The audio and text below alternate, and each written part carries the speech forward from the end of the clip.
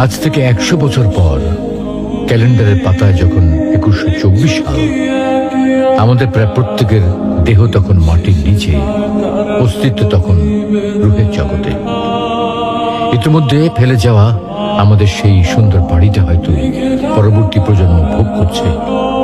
পছন্দের কাপড়গুলো ব্যাকডেটেড হয়ে গেছে। শখের গাড়িটা হয়তো অন্য কেউ চালাচ্ছে, আর আমায় খুব কম জনের স্মরণে রেখেছে। হয়তো কেউ ভাবেও না। হাতে তাদের সময় নেই, যাদের জন্য এত কিছু করতে করতে নিজের জীবনটাই শেষ করে দিয়েছিলাম। আচ্ছা, বাস্তবতার এই জীবনে আপনি আপনার দাদাকে কতবার স্মরণ করেন?